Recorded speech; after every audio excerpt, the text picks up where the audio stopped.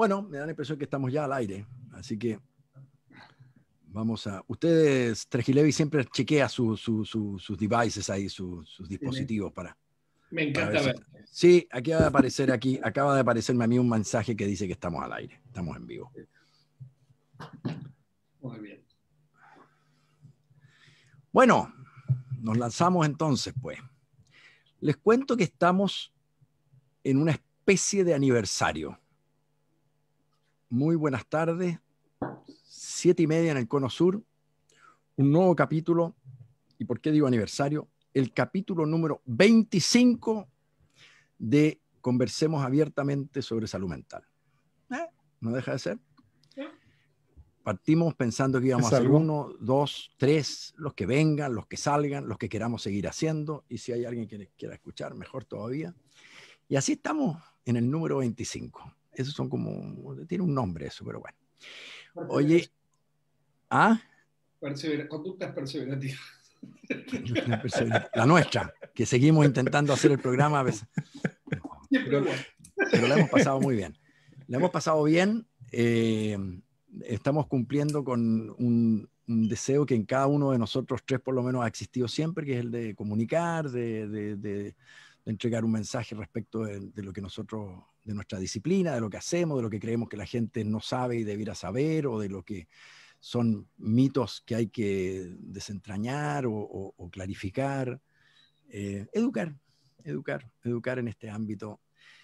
A propósito de que hoy día tenemos un programa de un título medio amplio, medio poco acotado, etc., se me ocurre que van a salir muchos aspectos que de una u otra forma uno ha ido recibiendo de gente que ha escuchado el programa a través de todo este tiempo, de estos 25 capítulos. Uno de ellos que se me acaba de ocurrir es, ¿hablamos de salud mental nosotros o de enfermedades mentales? Alguien por ahí me decía, ¿por qué no hablan de salud mental? Me dejó así como que no supe qué decir en ese preciso instante. Así que es un tema para traerlo para acá. Bueno, queridos, como siempre, querido Danilo Quirós, psiquiatra, experto en ánimo y ansiedad, director de la Fundación Neuropsiquiátrica de Santiago. ¿Cómo estás, Danilo? Bien, aquí, José. ¿Listo para lanzarnos a la lucha? Listo. Muy bien.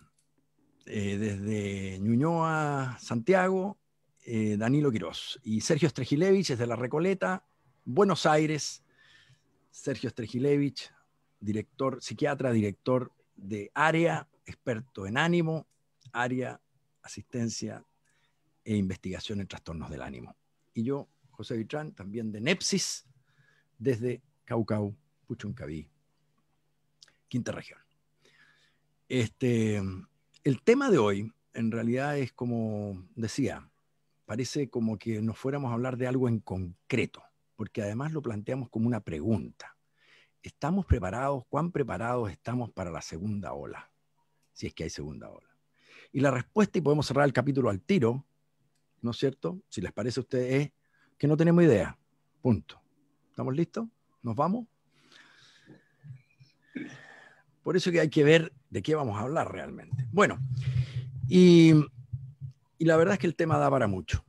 El tema da para mucho y tengo que recordarles a ustedes, mis queridos colegas, de que nosotros hace ya muchos meses, cuando partíamos con nuestras actividades en streaming, actividades en vivo, en pandemia, y creamos el programa Psiquiatría en tiempos de virus, y este programa abiertamente, partimos diciendo con mucha convicción, muy taxativos, para decir que no nos parecía que la gente saliera hablando de cómo se venía la ola de la salud, de la enfermedad mental, o la ola del deterioro de la salud mental de la población como consecuencia de la pandemia, y que nos preparáramos, que juntáramos antidepresivos y que abriéramos las camas de los hospitales psiquiátricos, porque aquí iba a quedar la crema. Y nosotros decíamos, perdón, ¿por qué tanto escándalo o por qué tanta anticipación fatalista de algo de lo cual no parecíamos tener evidencia? Y la verdad es que a través del tiempo no fuimos teniendo demasiadas evidencias, por lo menos de aquello que más se planteó, y es que era la gente que tenía problemas psiquiátricos o que tenía algunas dificultades emocionales o enfermedades psiquiátricas. Con esto de la pandemia y con la cuarentena sencillamente esto iba a ser una casa de locos. No tuvimos evidencia y pienso humildemente que aún no la tenemos, ¿no? Sin embargo, estamos ahora en un capítulo posterior de la realidad, ¿no? De la escena. El capítulo que dice que ya tuvimos pandemia, bueno, de hecho estamos en plena, pero ya tuvimos el pic de la pandemia, ya vivimos los momentos más duros donde el sistema sanitario se vio sometido a grandes apremios, en diferentes países de diferentes formas, y en realidad no solamente pasó eso, sino que además amainó el pic de esa primera ola.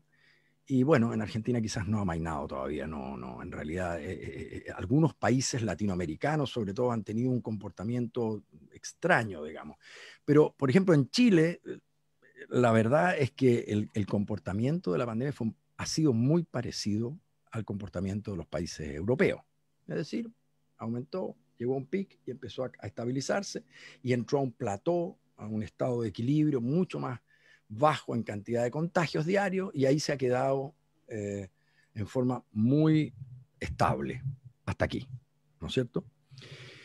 Pero entonces nos pone frente a una situación que sí es relevante que nos planteemos como especialistas en salud mental, que nos preguntemos como especialistas en salud mental qué significa, qué significado puede tener para la salud de la gente, para nuestra manera de vivir este momento, el hecho de que tenemos delante de nosotros ahora una amenaza. Viene la segunda ola. Ya sabemos lo que significó un país o un planeta detenido, paralizado, vacío en las calles, etc. Ahora todo eso ha amainado y sin embargo estamos todos teniendo en nuestras mentes el hecho de que en X tiempo más, X meses más, viene un momento en que deberíamos volver a vivir lo que vivimos y dicen algunos, y peor. Porque en Europa ha sido la pandemia en su segunda ola ha tenido envergadura mucho mayor que la primera ola, por lo menos en términos de contagio. Pero ¿qué significa que hoy día somos una sociedad, todo Latinoamérica, todo el mundo, que vive con una amenaza puesta delante nuestro? Algo sabemos de la amenaza porque hemos vivido la primera ola, pero ya no somos los mismos. La segunda ola se viene y hay mucha gente que agotó muchos recursos, recursos económicos, recursos, ¿no es cierto?, materiales en muchos aspectos. Hay recursos emocionales, hay recursos sistémicos, hay recursos familiares. A lo mejor hay gente que pudo hacer esto sobre la marcha, ¿no? Se nos vino, nos encuarentenaron, nos encerraron, estuvimos ahí y aguantamos. Unos mejor, otros peor, a algunos les pasaron cosas buenas, a algunos les pasaron cosas malas, pero se aguantó y amainó y salimos del encierro. ¿No? Y ahora podría ser que volvamos a enfrentarnos a lo mismo, pero con otros recursos. Puede que muchos recursos, capacidades, aguante, reservas, ya no van a estar. Es razonable pensar que van a estar mucho más exiguas las reservas, de todo. Sabemos que el otoño ha sido la anticipación, ha sido el momento peak para que comience la segunda ola en Europa. No sabemos cómo va a ser para nosotros. Obviamente uno le tiene mucho miedo a la llegada del otoño, sobre todo si no vamos a estar vacunados todavía. Entonces, sí, el tema es un poco amplio. Da para que compartamos a lo mejor impresiones extremadamente personales. No, nuevamente nos vamos a ver enfrentados a lo que nos pasó al comienzo de la pandemia, que es no sabemos a qué echar mano para hablar seriamente de este tema. No sabemos a qué datos echar mano para poder predecir algo, pero yo les propongo, para partir, que no intentemos predecir. Que no, si además no podemos predecir, si no sabemos cómo se va a comportar la gente, sino que nos refiramos a lo mejor en primera instancia, les ofrezco la palabra, ¿qué significará esto de que estamos viviendo por primera vez en nuestra historia, de esta generación sin duda, sin poder predecir cuál va a ser nuestra situación, la personal, la familiar, la de la sociedad, la del país, la del planeta, en tan solo 3 meses más, 2, 3, 4 meses más, sin poder planificar. ¿Qué significará que estamos viviendo con niveles de incertidumbre que nunca habíamos tenido antes? ¿Alguien se atreve a partir haciendo alguna disquisición, encontrando que estoy hablando puras leceras? También puede ser. A mí me gustaría tomar algo de lo primero que dijiste, que es qué pasó con la hipótesis global de la cuarta ola, ¿no? Porque para la gente no es, probablemente no lo tengan presente, pero entre los médicos, en la medicina, se dio por seguro que iba a haber una cuarta ola, que iba a ser la de los problemas de salud mental post la ola del COVID, digamos, ¿no? Era la ola del COVID y al final venía una ola de problemas psiquiátricos. Y nosotros, es cierto, tuvimos una posición, ¿cómo podría decir? Escéptica, por lo menos. Escéptica. Sí, yo diría científica, es decir, está muy bien hacer pronósticos, está muy bien hacer especulaciones, pero veamos los datos, porque si no, ¿para qué tenemos la ciencia? Y efectivamente, como decía José, lo que no vino fue la cuarta ola de datos, es decir, vino un maremoto de opiniones y cuando esas opiniones debían ser naturalmente solidificadas o falseadas por datos, le contamos a la gente lo que se hace en medicina, es decir, la hidroxicloroquina detiene al COVID. Esa era una hipótesis. Se hizo el estudio y no detenía nada, entonces nadie da hidroxicloroquina ahora. Pero había un señor en Francia de pelo largo que estaba convencido de que iba a transformar la pandemia de COVID en una gripe. ¿Se acuerdan lo que decía?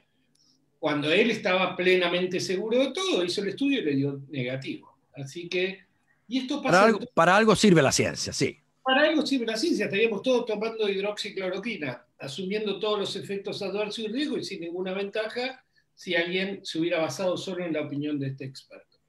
Bueno, se hipotetizó que venía una pandemia de suicidios, se hipotetizó que los pacientes psiquiátricos se iban a descompensar, iban a terminar todos en una situación de infierno. Y que no haya datos es un dato. Es decir, primero, no es tan fácil generar los datos como generar una opinión. Esto vale la pena. Yo pienso que vale poca plata, porque es muy barato dar opiniones. Y seguramente... la verdad que, déjenme contarle los datos que tenemos. Si nosotros tomamos 90 pacientes con diagnóstico de trastornos afectivos recurrentes, tanto depresiones como bipolares, el 80% sufre de trastorno bipolar, seguidos semanalmente por el sistema de Mood Chart. Y hicimos de ese universo... Mood Chart, que es una manera gráfica de seguir si está deprimido, acelerado o bien.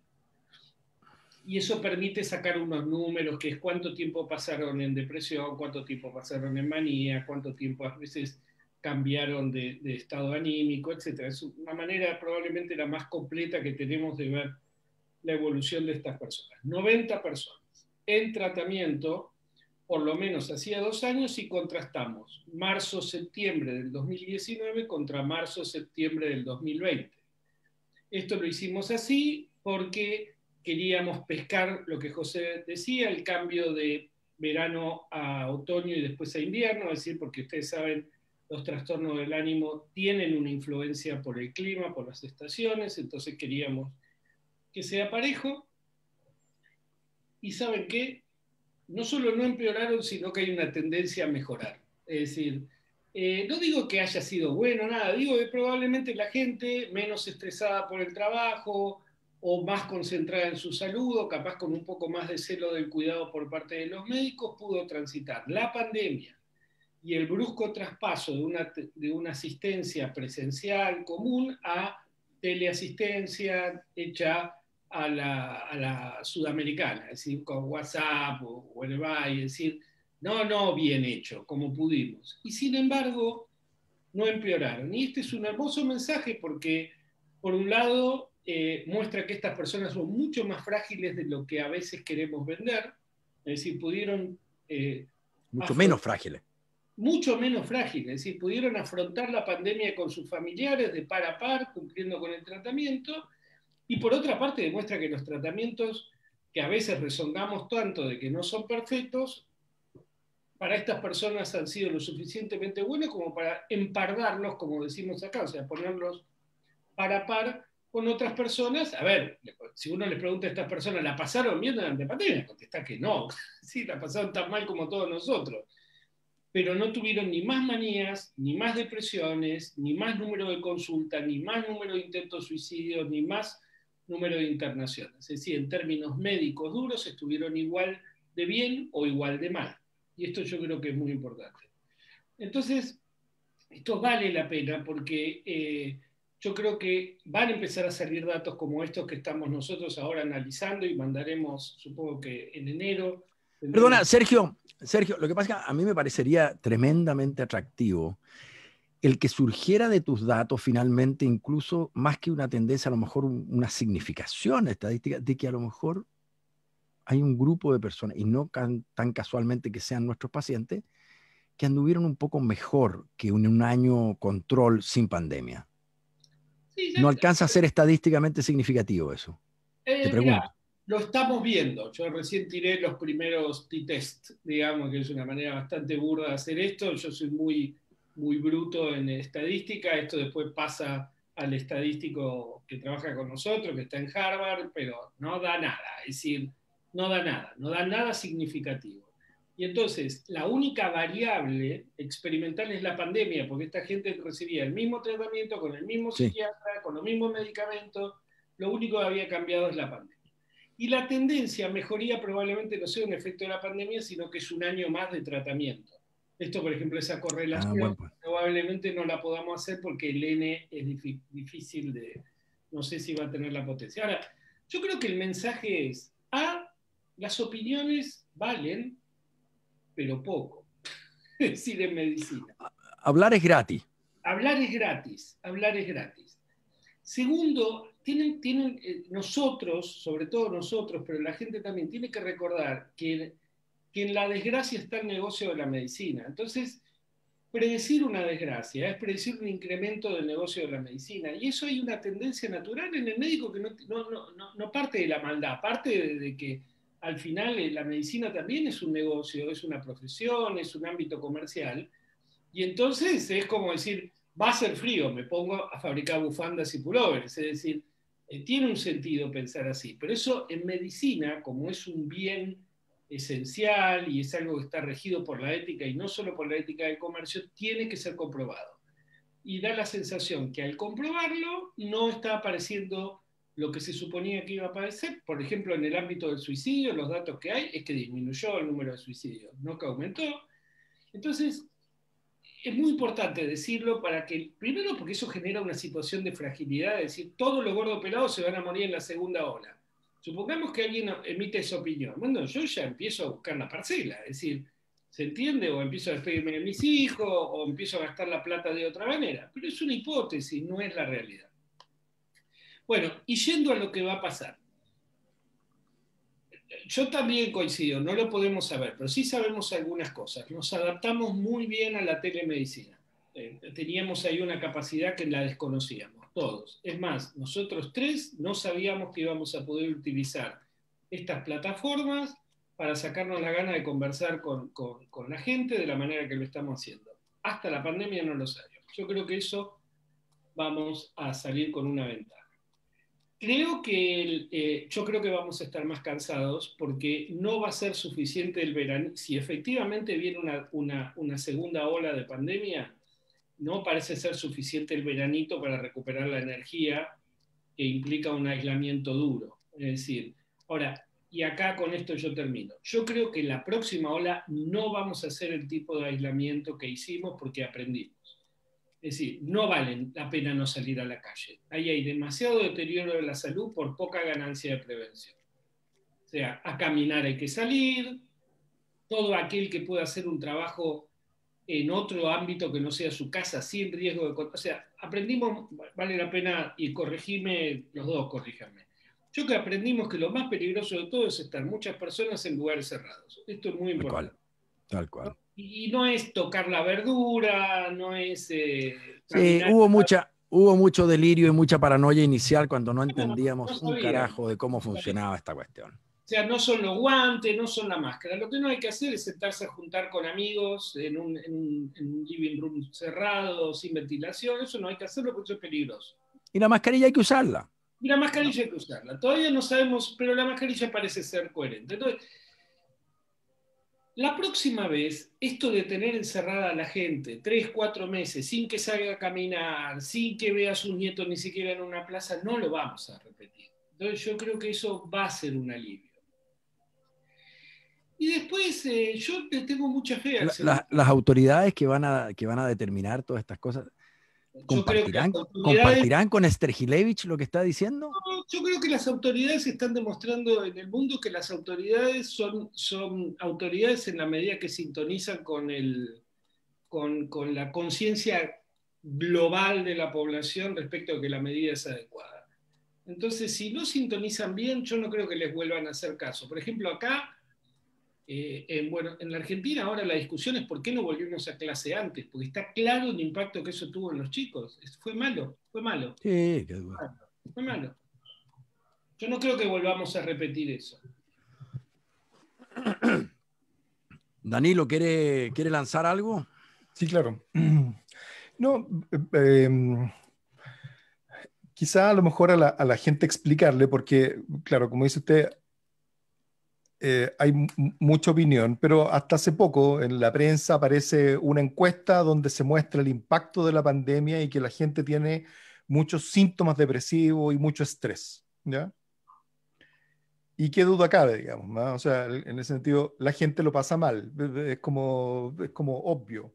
Pero eso no es lo mismo que enfermar de una condición psiquiátrica o tener una condición o tener una recaída de una condición psiquiátrica, digamos. Son dos cosas distintas, ¿ya? Entonces, todavía se sigue, a lo mejor, no sé si la palabra es especulando, pero no es lo mismo, digamos, decir que la gente aumentó los niveles de malestar, porque eso es como obvio, que decir de que efectivamente hay un problema de salud mental acuciante y grave, digamos, ¿verdad? Y eso, faltan los datos, pero de los datos que uno va revisando, por ejemplo, los datos de suicidio que se decían que iba a venir, que iban a aumentar en un X porcentaje, nada, digamos. O sea, todos los datos que yo he visto es o no pasa nada o bajan, ¿no? Así ha sido todos los últimos datos que he revisado. Ahora, la opinión que tuvimos nosotros, la opinión está como reservada, digamos, de decir, bueno, veamos, también estaba basada en datos, digamos, porque revisamos, y lo revisamos en otras instancias con colegas, revisamos cuál es la evidencia que había, digamos, de otros tipos de catástrofes naturales, atentados terroristas como el atentado de las Torres Gemelas, con otras no pandemias, otras epidemias, la del MERS, la del SARS, que ocurrieron en Medio Oriente y en China anteriormente, e incluso la data que venía de la epidemia de la gripe española. Y los datos son mixtos y no habían razones para plantear a priori, no habían razones para plantear a priori que tenía que pasar lo que se decía que iba a pasar, digamos. Entonces, era una posibilidad, pero yo creo que después de este periodo de tiempo, como digo, faltan los datos, pero yo creo que la conclusión es que así, por lo menos que la gente iba a caer en masa, digamos, en hospitales psiquiátricos, cosas por el estilo, eso aparentemente no ha ocurrido. Ahora, yo sí estoy preocupado con la segunda ola, José, Sergio. Yo sí estoy preocupado con la segunda ola. Una por las razones que ya contaron y que José lo mencionó, digamos. O sea, una cosa es estar 8 meses o 10 meses así pero volver a estar en lo mismo, digamos, se van a agotar recursos ahí. Y en ese sentido el golpe económico, el golpe social y varias otras cosas que pueden ocurrir puede ser intenso. Pero para ser más científico, sí hay evidencia. Perdona, Danilo, lo que pasa es que a lo mejor eso no lo decimos con la claridad, pero a mí se me hace como la persona que está aguantando el aire debajo del agua, ¿no? Y que aguanta muchísimo, y cuando sale del agua, o sea, que me digan que me tengo que meter ahora ya de vuelta al tiro, cuando tuve a lo mejor hago una pataleta en ese momento, no lo voy a tolerar. La sola idea, fíjate. Sí, esa es una razón, pero hay otra, que que yo creo que hay demostración de ello, porque yo creo haberlo visto y apareció recién un artículo que lo publicó el doctor Benjamín Vicente, ya no me acuerdo si lo publicó en Lancet o en British Journal o en alguna revista así de alto impacto, acerca de las consecuencias psicológicas del terremoto del 2010 en Chile, ¿ya? Tratando de falsear la hipótesis de la inoculación del estrés, ¿ya? Para contarle a la gente, digamos, la inoculación de estrés quiere decir de que si uno ha experimentado una experiencia que pudiera ser estresante o traumática, es posible que la siguiente vez que tenga que enfrentarlo lo enfrente de mejor manera, porque ya lo había vivido, ¿ya? O sea, si el estrés no me dejó muy liquidado, Eso y es clave. si el estrés no me dejó muy liquidado, y si yo lo pude capear de buena manera, la siguiente vez, capaz que lo enfrente mejor aún, ¿ya? Y esa es una hipótesis muy linda de tratar de testear, digamos, en los terremotos. Acá en Chile tenemos terremotos cada 10 años. Entonces, nada, ¿qué es lo que pasa con la gente? Y yo tuve la sensación cuando tuvimos el terremoto del 2010 que las personas mayores efectivamente se habían afectado más por el terremoto, ¿ya? Y uno se decía, a ver, pero sí han vivido varios terremotos en el cuerpo, pero efectivamente con el último terminaron un poco más afectados. Y efectivamente eso fue una de las conclusiones de ese estudio, ¿va? O sea, no se demuestra la hipótesis de la inoculación del estrés, sino que al contrario, la repetición del trauma, aparentemente el haber vivido un terremoto antes, te deja un poco más frágil cuando viene el segundo golpe, ¿ya? Entonces, esa es una de las razones por las cuales a mí esta segunda ola epidémica, digamos, me preocupa, porque efectivamente yo creo que mucha gente ha capeado esta primera ola, pero y nos hemos adaptado de una manera que yo creo que es bien impresionante. Yo creo que hay muchas Notable. cosas positivas, digamos, muchas cosas positivas en muchos ámbitos para sacar de esto y de enseñanza y la capacidad de las personas de adaptarse. Pero efectivamente un estrés, ¿ah?, de la misma magnitud o de mayor magnitud, en el mismo sentido, digamos, de lo que ya vivimos, puede tener, creo yo, consecuencias en el ámbito de lo traumático, ¿no? Y con lo traumático no me refiero solamente a estrés postraumático, porque esa es una de las posibilidades, pero también cuando hay situaciones estresantes e intensas que abarcan a mucha gente, como, no sé, desastres naturales, terremotos, atentados terroristas, etcétera, efectivamente viene como una oleada, digamos, de un poco más de condiciones psiquiátricas. Puede ser, ¿ah? O sea, creo yo que ¿Sabes esa es qué? es una posibilidad. Una pregunta para ti, Danilo. Eh, esto no nos ayuda tanto a predecir poblaciones, ¿no? Pero yo tengo la impresión de que nos vamos a someter a un escenario también diverso, muy diverso en cuanto a cuán vulnerable va a estar la gente para enfrentar por segunda vez el trauma. Y a lo mejor, como tú insinúas, la fragilidad con la que, o la vulnerabilidad con la que cada uno se va a enfrentar a este segundo trauma va a depender de si el primero alcanzó umbrales, superó umbrales de aflicción, porque es distinto. Mira, la pasamos mal, hicimos y lidiamos bien con lo que pasó, nos organizamos bien. Fíjate que pudimos en la casa hacer tal. Fíjate que los cabros salieron adelante bien. Fíjate que hicimos que la plata alcanzara. Fíjate que. Pero eso no necesariamente fue traumático. Puede haber sido muy duro, puede haber sido aflictivo. Entonces, yo tengo la impresión de que esos umbrales son muy individuales. Y algunas de las personas que vivieron esta primera ola la vivieron en forma incuestionablemente límite, extrema, traumática. Y cuando el trauma quedó instalado como trauma, algún día podemos volver a hablar de trauma, ya lo hicimos en una oportunidad, pero volver a ver qué significa que algo que ha instalado de una manera distinta porque alcanzó umbral de trauma, parece que ahí ya no es verdad que se curte la piel. Que mientras más le doy a ese con el solo, que mientras más no sé, esa piel ya está engrosada. Parece que no, si rompió la piel en la primera vuelta. Si rompió la piel en la primera vuelta, vuelvo a sentir el estímulo a aquel que la rompió en la primera vuelta y se abre al tiro. Resiste menos que la primera vez. Eso está visto en otro tipo de fenómenos. Está visto una no desensibilización, sino como que se produjera una sensibilización frente al estímulo cuando vuelva, pero no a todo el mundo. Esa es No, la diversidad que yo... las poblaciones son heterogéneas, digamos. Yo creo que esa es parte de la dificultad y de los errores que uno comete al hablar y al hacer Mm, generalizaciones, digamos. mm. O sea, cuando hablamos de que la gente que efectivamente aquí viene un impacto económico, sí, y también va a haber gente que se va a hacer rica, digamos, en este periodo por La algún está tipo de viendo. negocio, digamos. Exacto. O sea, Mercado libre. ¿ah? Mercado libre. O sea, claro, el dueño de Zoom. O sea, claro, las poblaciones son heterogéneas y les pueden pasar cosas muy distintas, pero uno es ese fenómeno, el fenómeno tiene un primer golpe y el segundo golpe puede ser más complicado.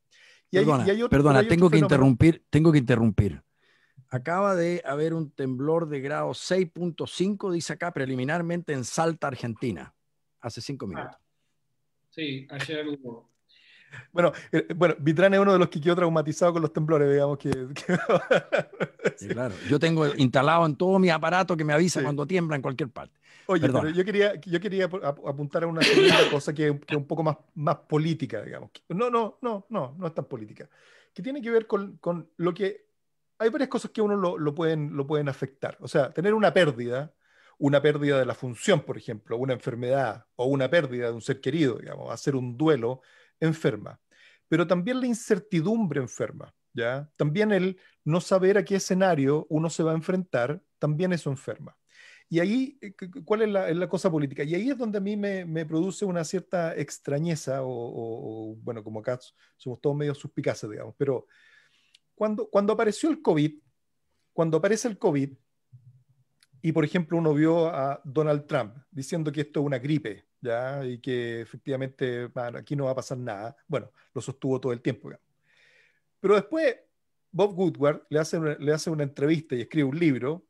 Cuando Donald Trump está afirmando eso, está afirmando que era una gripe y todo lo demás, había hablado con gente en China, etcétera, sabía perfectamente qué es lo que estaba ocurriendo, que esto no era una gripe, que era más grave que una gripe, más contagioso que una gripe, más letal que una gripe, y que iban efectivamente a infectarse X cantidad de personas e iban a haber X cantidad de muertos en una escalada, etcétera, etcétera, ¿ya? Sin embargo, él prefiere dar una noticia, digamos, distinta. ¿Por qué? Y de hecho, Fauci, que era el jefe, digamos, en ese momento en Estados Unidos a cargo, digamos, de la epidemia, también hace algo parecido, digamos, también llama a la comunidad para no crear pánico. Esa es como la explicación. Pero sin embargo, muy temprano, en marzo, yo me acuerdo haberlo hablado con un colega nuestro que trabaja en Estados Unidos, que está bien informado, me dijo, mira, si esto va a durar 2 años, va a durar 2 años, va a tener unas 3 o 4 oleadas y va a ser así, ¿ya? Y acá estuvimos también mucho tiempo en que no nos va a pasar lo mismo que en Italia, no nos va a pasar lo mismo que en Francia, no nos va a pasar, y nos pasó igual, exactamente igual, como decías tú, José, calcado, ¿ya? Hasta hace pocas semanas, acá teníamos controlada la pandemia, aquí está controlado, y recién la semana pasada el ministro está diciendo de que hay que prepararse para la segunda ola, etcétera, etcétera. O sea, de nuevo, hay mucha especulación con respecto a la información, siendo que, a mi modo de ver, los datos son los datos y la forma en la cual se comportan los fenómenos, digamos, son más o menos predecibles, digamos. O sea, estamos frente a un virus que es más contagioso que una gripe, es más letal que una gripe, que se comporta, y de hecho se comporta en el hemisferio norte y no hay por qué esperar que en el hemisferio sur no se vaya a comportar igual, ¿ya? Y en este momento mucha gente sale a comprar regalos de Navidad pensando que la gripe o perdón, que el COVID ya pasó. O sea, para muchas personas esto es como historia pasada y aquí, nada, viene la normalidad. Ya de aquí a marzo vamos a volver a clase. Y eso yo creo que no va a ser así. Hasta que no haya vacuna. Y ahí viene el segundo cuento. No, si va a haber vacuna ahora en diciembre. No, si va a haber vacuna en enero. Nosotros que hemos hecho investigación y que conocemos los procesos y que conocemos cómo funciona la FDA, eso funciona en meses y años. Ok, estamos en una emergencia, eso se va a cortar, de acuerdo. Pero no puede acortar un proceso que dura años, no lo puede acortar a semanas, ¿ya? Entonces, ok, va a haber vacuna en algún momento del 2021. Pero yo creo que a mí me parece que es poco responsable no advertirle a la gente que efectivamente es un deseo que la vacuna llegue en enero, pero lo más probable es que no llegue en enero, ni en febrero, ni en marzo, que es muy probable que en marzo estemos en las mismas condiciones que estábamos en marzo pasado, enfrentando la segunda ola, y que probablemente el primer semestre del 2021 va a ser semejante a como fue lo que lo que ha pasado este año acá, y capaz que el segundo semestre también, ¿ya? ¿Por qué lo Y que, digo si de nos, esa y, que manera? si no- y que si nos comportamos como en Europa, el tamaño de contagio de la segunda ola debiera ser varias veces el tamaño de Tre- la primera ola. 3 a 5, claro. Ahora, por qué lo menciono así? Porque, ok, no hay que dar, no hay que dar malas noticias, pero creo que también es bueno reducir la incertidumbre, ¿ya? O sea, cuando se planteó esto de que había que transformarse a la telemedicina y todo, creo que nosotros rápidamente tratamos de adoptar la tecnología para poder efectivamente funcionar y no esperando de que la próxima semana íbamos a volver, como le ocurrió a los escolares, ¿no? Si el próximo mes vamos a volver, el próximo mes vamos a volver, el próximo mes vamos a volver. Y eso fue un cuento, digamos, ¿ya? Por eso los Yo creo profesores que, casi se vuelven locos, efectivamente. exacto, exactamente. Es que ese es el punto. El No, punto yo creo que es fue una población maltratada. Los profesores pobres han tenido que absolutamente, vivir un periodo de locos. ¿no? De que vamos a volver, vamos a volver, vamos a volver. Entonces, ¿cuál es el asunto? Que efectivamente pueden haber distintos escenarios, ¿ya? Y efectivamente puede haber el escenario de que aparezcan 3 vacunas, ¿ya? Y que efectivamente ocurra un proceso, digamos, de vacunación mundial y sería extraordinario, ¿ah? En el 2021. Y existe el escenario, que a mí me parece que es el más probable, de que van a ir saliendo vacunas y que se van a ir vacunando las personas, pero la verdad que nos vamos a estar tranquilos hasta que esté la mayor parte de la población vacunada, digamos. Esos son 5 billones de personas, digamos, lo cual es efectivamente un esfuerzo titánico para la humanidad, digamos, ¿ya? Y eso probablemente no va a ocurrir en meses, ¿ya?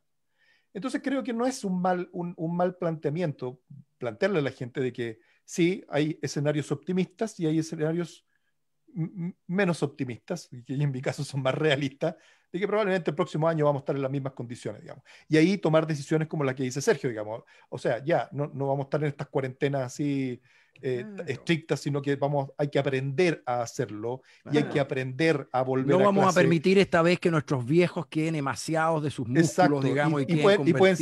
y pueden salir los perros, pero también pueden salir los niños y también pueden salir las personas mayores. Y si va a volver a clase, a lo mejor no hay que volver a clase a hacer clases, si las clases se pueden hacer por Zoom. A clase hay que volver a juntarse y a jugar, de eso es lo que hay que volver a hacer. Bueno, Entonces, eso, dale Sergio. Sí. Sí. bueno, pero entonces, dándole una vuelta a lo que están diciendo, yo tengo razón. Qué No, cosa que la terapia electroconvulsiva era buena. Sí. eh, estoy de acuerdo, yo no estoy siendo optimista. Yo creo que efectivamente los modelos matemáticos, pero sobre todo la experiencia de Europa, dice que la segunda ola es equivalente a la primera. Pero no es la primera, es la segunda porque ha habido un proceso de aprendizaje de cuál es la manera de transmitir el virus, de cuáles son medidas de prevención efectivas y cuáles no. Se sabe mucho mejor cómo manejar los pacientes en terapia intensiva, el corticoide que al principio no se da, ahora está salvando vidas de manera considerable. De hecho, en la Argentina... La mortandad bajó un 10% de lo que se moría en la Por primera, eso, ¿no? y yo creo que en la segunda vamos a estar mejor todavía. Los profesionales van a tener un descanso, no se está viendo el desborde del sistema sanitario ni en Italia ni en España, a pesar que el número de contagiados es similar, porque todo está un poco más organizado. Yo coincido con lo de, yo no creo que haya inmunidad contra el trauma, es decir, y en esto, pero ya lo charlamos, es muy complejo porque depende de o sea, no es vos podés tener dos traumas, pero el tiempo de separación entre trauma y trauma, la magnitud y el contexto hace que el trauma inmunice o no inmunice. Es decir, vos a veces no es que estás con un estrés postraumático, sino simplemente agotado. Y si en cambio tuviste tiempo de descansar, podés reasumir hasta en mejores condiciones la segunda oleada. Con lo del terremoto yo estoy de acuerdo, pero el terremoto tiene como modelo, tiene algunas características diferentes. Primero, pasa, es decir, uno se está lavando los dientes y pasa. Esto, en cambio, es subagudo, uno lo ve venir. Es decir, y no es al modo de un tsunami, lo ve venir de lejos, lo ve venir con semanas, meses. Entonces yo creo que lo que vamos a ver, y yo espero ver, es si las autoridades, no solo sanitarias, sino las autoridades que manejan las comunidades sociales en nuestros países van a poder generar un discurso, un modo de acercarse a la población que se adapte al aprendizaje de la primera ola y haga más tolerable la segunda. Yo ahí soy absolutamente pesimista porque ahí tengo los datos. Siendo argentino, miro a los políticos y digo, evidentemente, yo no puedo esperar demasiado de ellos y creo que estamos todos los países más o menos iguales. Pero sí creo que los médicos podríamos aprender algunas cosas. Ya sabemos que la anticipación incendiaria no sirvió de nada. Creo que al final es claro que mostrarle a la gente lo que pasa realmente es útil. Creo que, como dijo José recién, podemos segmentar las disposiciones. No es lo mismo cómo vamos a manejar a los adultos mayores que cómo vamos a manejar a los jóvenes. Los jóvenes han sido un factor muy bravo en Europa, fue el que se descarrió, digamos, o sea, los que generaron estos locus de supercontagio en las discotecas, en todo eso. Nosotros podríamos anticiparnos a eso. Perdona, breve interrupción, Sergio. A propósito de la vulnerabilidad diferencial y de la segmentación, si la retraumatización es un factor que debiera preocuparnos, que debiera a lo mejor alertarnos a la posibilidad de que se fragilice la salud mental de algunas personas. Bueno, fíjate que ahí también ya tenemos una población de altísimo riesgo. Podríamos identificarla. Podríamos te quiero decir, hay gente que vivió en la primera hora situaciones límites muy graves. Y ellos van a ser de mayor riesgo para ser más cuidados probablemente en la segunda vuelta. Estoy de acuerdo, pero yo lo que creo que estoy intentando decir, capaz un poco parabólicamente, es lo siguiente. Si la gente percibe que hubo un proceso de aprendizaje entre la primera y la segunda, en términos capaz en cosas muy chiquitas, no tiene por qué ser controlar el virus, pero que hacemos mejor el aislamiento social, que las medidas de prevención son más racionales y menos arbitrarias, que la comunicación se pule y se hace más eficiente. Eso. Gracias, nadie pudo con la palabra. La transparencia, que es muy importante. Exacto. Sí. Yo creo que eso va a evitar el retrauma, la retraumatización. Si en cambio he vivido como una cosa que se repite, donde uno como sujeto no tiene nada que hacer y es sometido nuevamente al trauma sin ninguna capacidad de adaptación, nos va a pasar lo de la rata en el tanque de natación forzada o de privada arbitrariamente de comida. Es decir, es muy importante devolver un sentido de control basado en verdad, basado en realidades, a las personas. Por eso la guerra a veces no es tan traumática como se supone, porque la gente está combatiendo. Es decir, puede correr, puede salir, puede matar, puede defenderse. Entonces, hay que devolverle a la gente el aprendizaje y empoderarlos, digamos, de que algunas cosas ya saben cómo hacerlas. Ahora, ¿eso va a ser así? No lo sé, pero digo, tenemos las herramientas para que no sea tan grave como va a ser. Yo creo que esto es algo que hay que decir también. Es decir, podemos aislarnos mejor, podemos lavarnos la mano mejor, podemos consultar mejor al médico. Ya saben que el médico es eficiente desde el teléfono del videollamado. Ya saben que no todo el mundo se muere. Ya saben que uno puede entrar a ver, entramos a esta pandemia, se morían 3 de cada 4 que entraban a UTI y lo incubaban. Esto fue terrible. Ahora está muriendo menos del 25%. Es decir, a ver, no estoy siendo optimista. Yo lo que digo es que hay elementos para resaltar de aprendizaje que van a tener un efecto terapéutico para evitar el trauma en la segunda. Eso es lo que me parece. Muy bien, yo creo que en los 15 minutos que nos quedan de programa, yo creo que nosotros debiéramos exigirnos, o sea, desafiarnos entre nosotros a intentar lo más científicamente que podamos plantear lo siguiente. Se viene la segunda. Vamos a suponer que se viene la segunda. Y vamos a suponer que viene y va a ser grande. Y no va a morir tanta gente como sabemos que está pasando, pero van a haber mucha gente enferma y van a haber cuarentenas y van a haber cosas. Yo digo, la salud mental del grupo colectivo colectivo, ya voy a hablar de la salud mental, no de las enfermedades mentales, de la sociedad toda, se va a ver sometida a una situación relativamente tóxica. Yo creo que aunque hayamos podido adaptarnos en forma maravillosa y notable como sociedad, nosotros tenemos que reconocer nosotros como psiquiatras de que el estado de pandemia, con cuarentena, con gente muriendo, es un estado tóxico para la salud mental. ¿Estamos de acuerdo, cierto? Muy bien. Si eso se viene, fíjate que pocas veces nos vemos enfrentados a decir, mire, si sabemos que vamos a tener un efecto tóxico para la salud mental de aquí a X meses, no muchos meses más. Y aunque parezca ofertón y parezca como conversación de matinal, pero a lo mejor yo me preguntaría, ¿tenemos nosotros algo para decirle a la gente de verdad, que no sea de perogrullo, que no sean lugares comunes? Me lo pregunto porque no estoy seguro, respecto de cómo hacemos algo así como salud mental preventiva. En medicina somática es fácil, o sea, no sé si es fácil hacerlo, pero si usted quiere tener menos infarto, entonces no engorde, haga ejercicio, tenga el colesterol controlado. Las cosas están más o menos a la mano, o por lo menos sabemos por dónde irían. A mí me parece excelente la propuesta, José, y se me ocurren 2 o 3. Sí, pero yo creo que es un poquito una obligación nuestra, exigirnos a tratar de parir, los que nos dedicamos a la salud mental, a tratar de parir algunas ideas que pudieran ayudar a la gente sobre este predicamento. Muy sencillo, se vienen tiempos duros, sabemos cuándo vienen, más o menos, la salud mental va a estar sometida a fuego cruzado.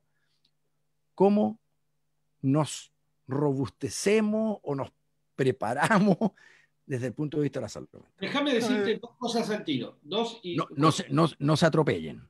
No, una, ya nuestros gobiernos tendrían que estar generando el sistema unificado de información sobre COVID. Basta de tener que salir de safari informativo y decir, miren, los datos van a estar de acá, las fuentes van a ser estas, y usted cuando quiera saber algo, consulta acá.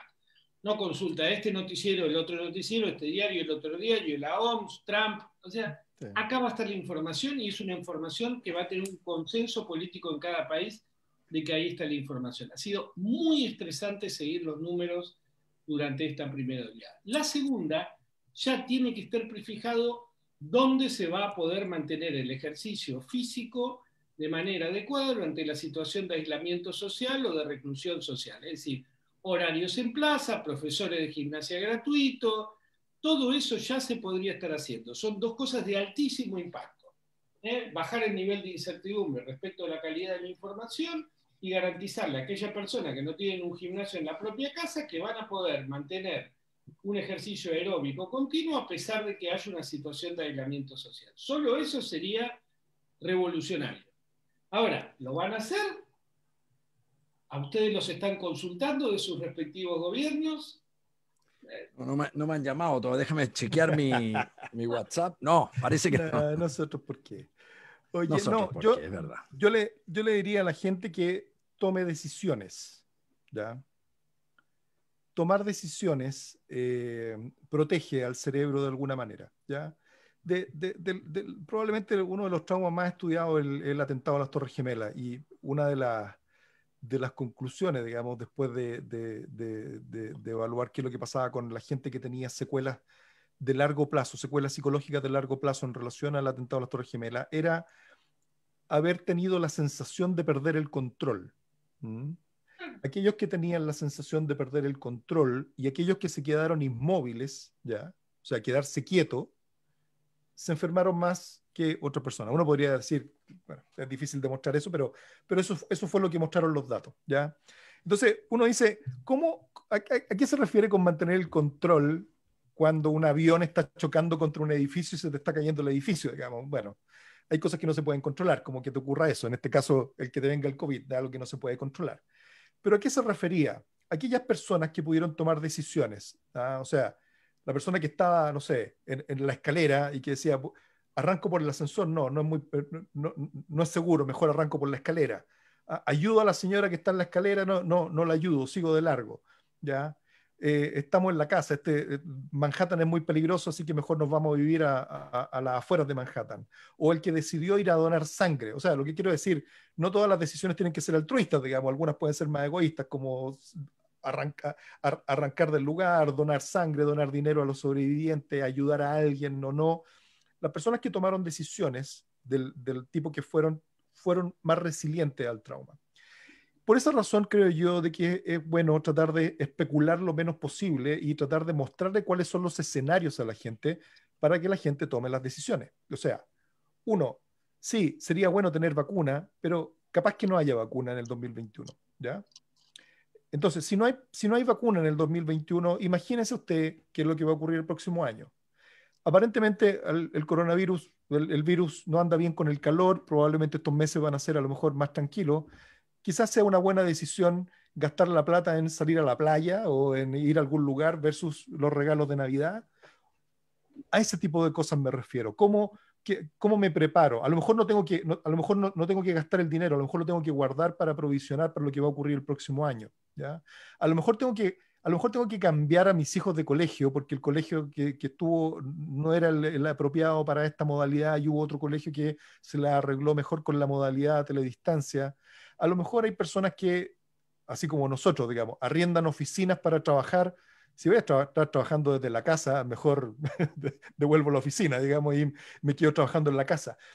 Todas esas decisiones creo que son importantes y el pensar en el escenario y tomar decisiones en relación al escenario aparentemente protege el cerebro del trauma, ¿ya?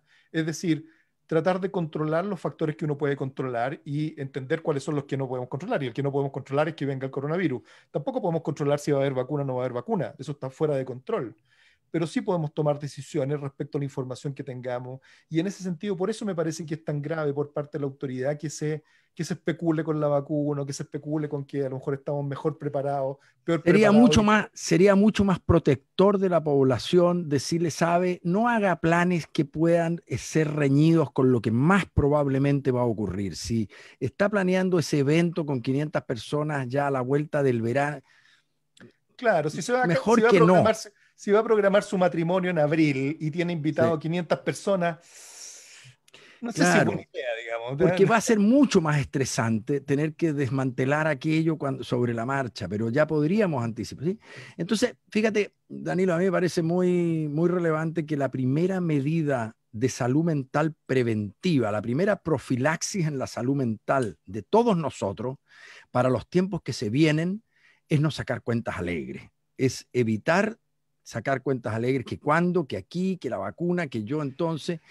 Ojalá que se sume en esa postura la autoridad, ¿no es cierto? Y no haga a la gente equivocarse en los cálculos, porque es mucho menos costoso para la mente de la gente, más o menos ir navegando sobre unas aguas que le anticiparon a uno que iban a ser turbulentas, versus que me dijeron que iba a ser una taza de leche y en mar adentro ya empezó una tempestad espantosa. Es muy, muy distinto para mi salud mental. Por ejemplo, me ha tocado mucho en personas que veo que sus hijos están, por ejemplo, decidiendo si van a estudiar. Y muchos, por ejemplo, decidieron el año pasado no estudiar porque no querían estudiar en esta modalidad online. Bueno, probablemente vamos a seguir en la misma forma, digamos. Así que bueno, mejor háganse la idea, digamos. Por ejemplo. Ahora, gran parte, yo entiendo lo de las decisiones individuales. Otro día podemos discutir si es el huevo o la gallina, es decir, si tomar decisiones protegió o en realidad la capacidad de tomar decisiones. Sí, esa es la pregunta que se hace, digamos, y en ese sentido, pero el dato, digamos, viene de la mejor evidencia disponible, digamos, y la mejor evidencia disponible se estudió bien, digamos, ¿no? O sea, otra cosa. Déjame decir esto. Estoy de acuerdo con que tomar decisiones protege, estoy de acuerdo con que es más vale abrir el paraguas que dejarlo cerrado, estamos todos de acuerdo. Ahora, hay una dimensión en el problema que excede las decisiones individuales y las decisiones incluso médicas. Veo, por lo que están contando, que está pasando en Chile algo parecido a lo que está pasando acá y que hoy me enteré que está pasando también en Inglaterra, que es la tendencia a poner la vacuna como una solución al problema que va a ser dada a la población que la va a recibir de manera pasiva. Este es un gran problema, porque eso no va a funcionar. Eso uno puede decir, aunque mañana aprobaran la vacuna, el esfuerzo de la vacunación para llegar al 70% de la población va a ser imposible. Entonces, ahí le están restando a las personas, primero, una información correcta, pero detrás les están quitando el sentido de que ellos pueden tomar decisiones, como decías vos, Danilo, que los protejan independientemente si van a tener la mala fortuna o no de contraer COVID. Estamos hablando de protegerse en la circunstancia de no cuarentena, de aislamiento social. Estamos hablando de protegerse psicológicamente frente a una situación tan dura como esa. Y a mí me parece que ese podría ser un error mayúsculo, porque esa es la tendencia de casi todos los gobiernos. Reflejo, salvo casos como diferentes como Suecia o como Alemania, en donde le entregaron buena parte de la responsabilidad a la población y no salió mal eso. Entonces yo creo que este es un mensaje que es difícil que parta de seres individuales hacia lo colectivo. Tiene que partir de los representantes. Decirles que la vacuna va a arreglar el asunto es lo único que tengo que hacer yo, bajarme el calzoncillo y que me la apliquen, digamos, eso es todo lo que tengo que hacer.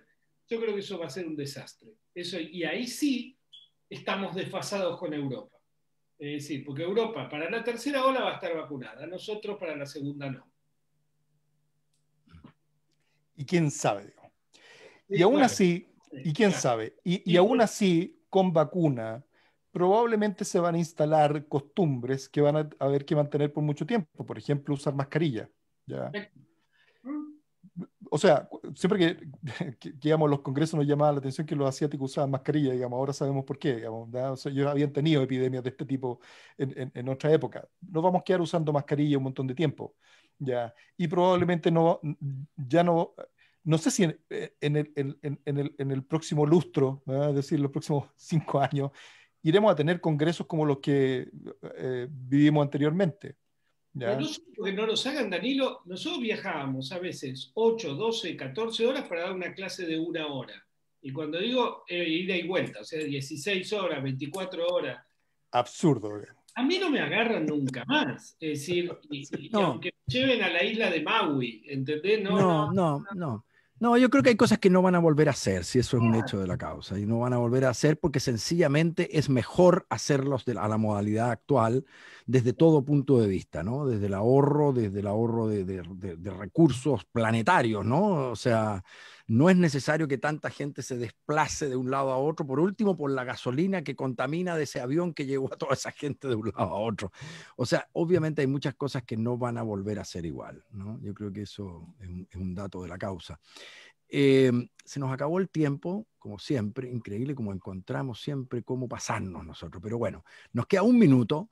Hay una pregunta del público que no me atrevo a contestarla yo porque que dice que cómo le explicamos a la juventud que siente que ha perdido un tiempo bello de su vida, cómo le explicamos que esto va a seguir, ¿no? Como algo muy difícil de explicarles.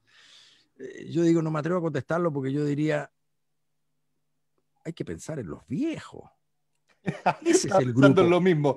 Ese es el grupo. Estaba pensando exactamente lo mismo. Ese es el grupo Sí. al que se le cercenó un pedazo de su vida Exacto. irreparable. A lo mejor el último en que iba a poder disponer de esa salud física, de esa disposición amorosa para disfrutar esta pareja que a lo mejor se iba a hacer esto.